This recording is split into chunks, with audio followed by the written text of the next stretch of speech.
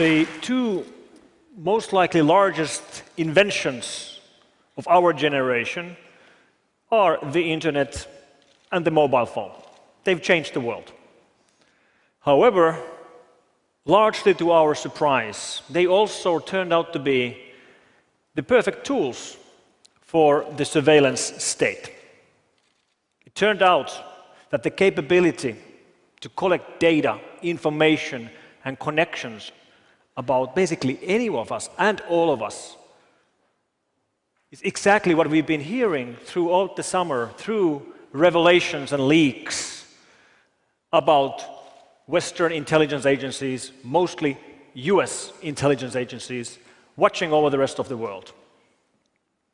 We've heard about these starting the revelations from June 6th.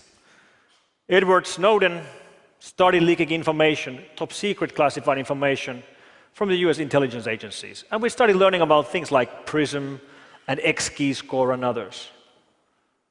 And these are examples of the kinds of programs US intelligence agencies are running right now against the whole rest of the world. And if we look back about the forecasts on surveillance by George Orwell, well, it turns out that George Orwell was an optimist.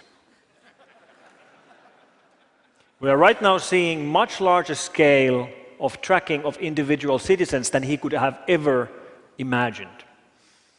Then this here is the infamous NSA data center in Utah.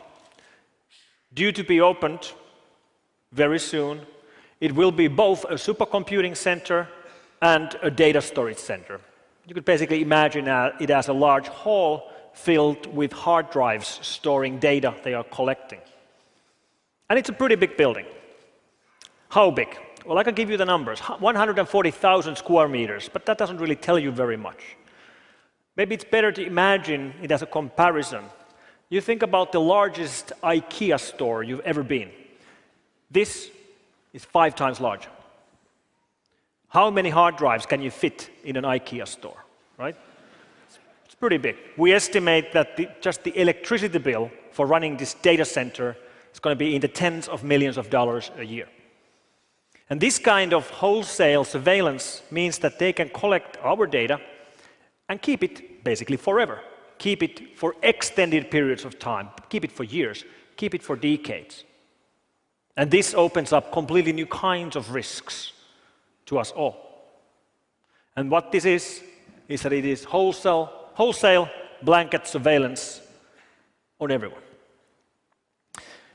Well, not exactly everyone, because the US intelligence only has a legal right to monitor foreigners. They can monitor foreigners when foreigners' data connections end up in the United States or pass through the United States. And monitoring foreigners doesn't sound too bad until you realize that I'm a foreigner and you're a foreigner. In fact, 96% of the planet are foreigners. Right? So it is wholesale blanket surveillance of all of us who use telecommunications and the internet. But don't get me wrong, there are actually types of surveillance that are okay. I love freedom, but even I agree that some surveillance is fine. If the law enforcement is trying to find a murderer, or they're trying to catch a drug lord, or trying to prevent a school shooting, and they have leads and they have suspects, then it's perfectly fine for them to tap the suspect's phone and to intercept his internet communications. I'm not arguing that at all. But that's not what programs like PRISM are about. They are not about doing surveillance on people that they have reason to suspect of some wrongdoings. They're about doing surveillance on people they know are innocent. So the 4 main arguments supporting surveillance like this, well, the first of all is that whenever you start discussing about these revelations, there will be naysayers trying to minimize the importance of these revelations, saying that, we knew all this already. We knew it was happening. There's nothing new here. And that's not true. Don't let anybody tell you that we knew this already, because we did not know this already. Our worst fears might have been something like this. But we didn't know this was happening. Now we know for a fact it's happening. We didn't know about this. We didn't know about PRISM. We didn't know about X-keyscore. We didn't know about Cybertrans. We didn't know about Double Arrow. We did not know about Skyrider. All these different programs run by US intelligence agencies. But now we do. And we did not know that US intelligence agencies goes to extremes such as infiltrating standardization bodies to sabotage encryption algorithms on purpose. And what that means is that you take something which is secure, an encryption algorithm which is so secure that if you use that algorithm to encrypt one file, nobody can decrypt that file. Even if they take every single computer on the planet just to decrypt that one file, it's going to take millions of years. So that's basically perfectly safe, uncrackable. You take something which is that good and then you weaken it on purpose, making all of us less secure as an end result. A real-world equivalent would be that intelligence agencies would force some secret PIN code into every single house alarm so they could get into every single house because, bad people might have house alarms. But it will also make all of us less secure as an end result. Backdooring encryption algorithms just boggles the mind. But of course, these intelligence agencies are doing their job. This is what they have been told to do. Do signals intelligence. Monitor telecommunications. Monitor internet traffic. That's what they're trying to do. And since most and very big part of the internet traffic today is encrypted, they're trying to find ways around the encryption. One way is to sabotage encryption algorithms, which is a great example about how US intelligence agencies are running loose. They are completely out of control, and they should be brought back under control. So what do we actually know about the leaks? Everything is based on the files leaked by Mr. Snowden. The very first PRISM slides from the beginning of June detail a collection program where the data is collected from service providers, and they actually go and name the service providers they have access to. They even have a specific date on when the collection of data began for each of the service providers. So for example, they name that collection from Microsoft started on the 11th of September 2007, for Yahoo on the 12th of March 2008, and then others, Google, Facebook, Skype, Apple, and so on. And every single one of these companies denies. They all say that this simply isn't true, that they are not giving backdoor access to their data. Yet, we have these files. So is one of the parties lying, or is there some other alternative explanation? And one explanation would be that these parties, these service providers, are not cooperating. Instead, they've been hacked. That would explain it. They aren't cooperating, they've been hacked. In this case, they've been hacked by their own government. That might sound outlandish, but we already have cases where this has happened. For example, the case of the Flame malware, which we strongly believe was authored by the US government, and which, to spread, subverted the security of the Windows Update network. Meaning, here, the company was hacked by their own government. And there's more evidence supporting this theory as well. Der Spiegel from Germany leaked more information about the operations run by the elite hacker units operating inside these intelligence agencies. Inside NSA, the unit is called TAO, Tailored Access Operations, and inside GCHQ, which is the UK equivalent, it's called NAC, Network Analysis Center. And these recent leaks of these 3 slides detail an operation run by this GCHQ intelligence agency from United Kingdom targeting a telco here in Belgium. And what this really means is that an EU country's intelligence agency is breaching the security of a telco of a fellow EU country on purpose. And they discuss it in their slides completely casually, business as usual, Here's the primary target, here's the secondary target, here's the teaming. They probably have a team building on Thursday evening in a pub. They even use cheesy PowerPoint clip art like, success when they gain access to services like this. What the hell? Then there's the argument that, okay, yes, this might be going on, but then again, other countries are doing it as well. All countries spy. And maybe that's true. Many countries spy, not all of them. But let's take an example. Let's take, for example, Sweden. I'm picking Sweden because Sweden has a little bit similar law to the United States. When your data traffic goes through Sweden, their intelligence agency has a legal right by the law to intercept that traffic. All right, how many Swedish decision makers and politicians and business leaders use every day US-based services, like, run Windows or OS X, or use Facebook or LinkedIn, or store their data in clouds like iCloud or SkyDrive or Dropbox, or maybe use online services like Amazon Web Services or Salesforce? And the answer is every single Swedish business leader does that every single day. And then we turn it around. How many American leaders use Swedish webmails and cloud services? And the answer is 0. So this is not balanced. It's not balanced by any means, not even close. And when we do have the occasional European success story, even those then typically end up being sold to the United States. Like Skype used to be secure. It used to be end-to-end encrypted. Then it was sold to the United States. Today, it no longer is secure. So once again, we take something which is secure and then we make it less secure on purpose, making all of us less secure as an outcome.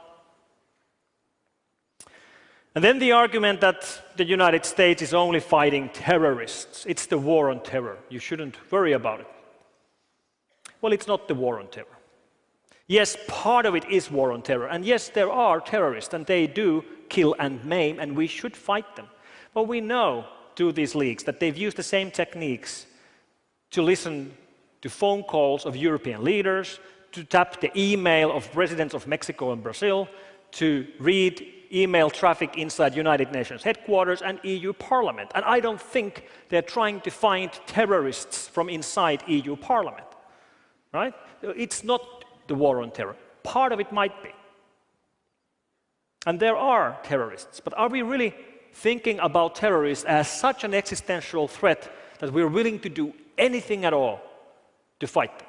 Are the Americans ready to throw away the Constitution and throw it into trash just because there are terrorists? And the same thing with the Bill of Rights and all the amendments and the Universal Declaration of Human Rights and the EU conventions on human rights and fundamental freedoms and the press freedom.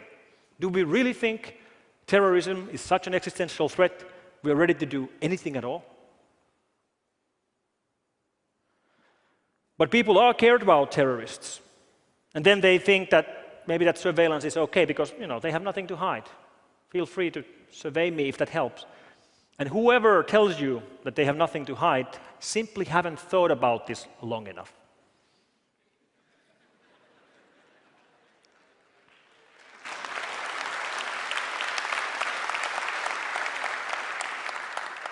Because we have this thing called privacy. And if you really think that you have nothing to hide, please make sure that's the first thing you tell me, because then I know that I should not trust you with any secrets, because obviously you can't keep a secret.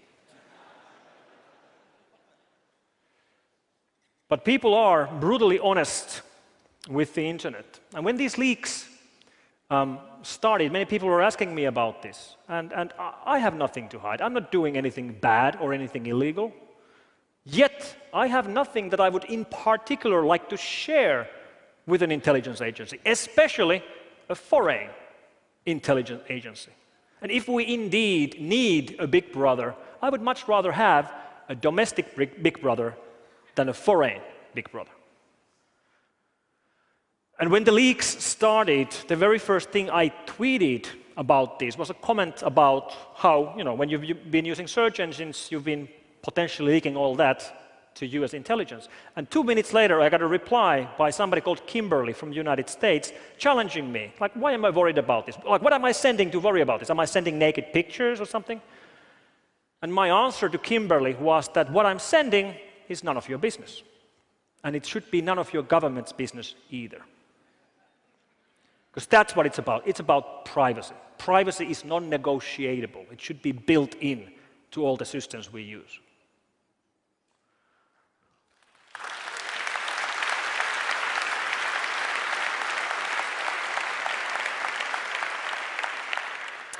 And one thing we should all understand is that we are brutally honest with search engines.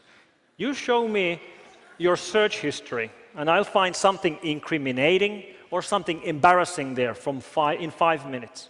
We are more honest with search engines than we are with our families. Search engines know more about you than your family members know about you. And this is all the kind of information we're giving away. We're giving away to the United States. And surveillance changes history. We know this through examples of corrupt presidents like Nixon. Imagine if he would have had the kind of surveillance tools that are available today. And let me actually quote the president of Brazil, Ms. Dilma Rousseff. She was one of the targets of NSA surveillance. Her email was read, and she spoke at United Nations headquarters, and she said, if there's no right to privacy, there can be no true freedom of expression and opinion, and therefore there can be no effective democracy. That's what it's about. Privacy is the building block of our democracies. And to quote a fellow security researcher, Marcus Ranum, he said that the United States is right now treating the internet as it would be treating one of its colonies. So we're back to the age of colonization, and we, the foreign users of the internet, we should think about Americans as our masters. So Mr. Snowden, he's been blamed for many things. Some are blaming him for causing problems to the US cloud industry and software companies with these revelations. And blaming Snowden for causing problems to the US cloud industry would be the equivalent of blaming Al Gore for causing global warming.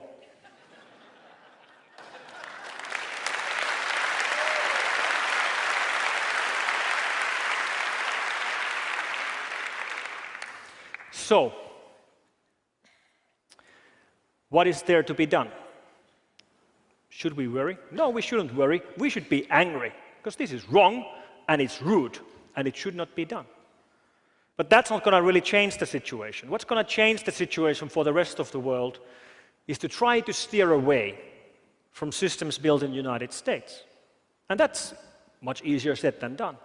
How do you do that? A single country, any single country in Europe cannot replace and build replacements for the US-made operating systems and cloud services. But maybe you don't have to do it alone. Maybe you can do it together with other countries. And the solution is open source.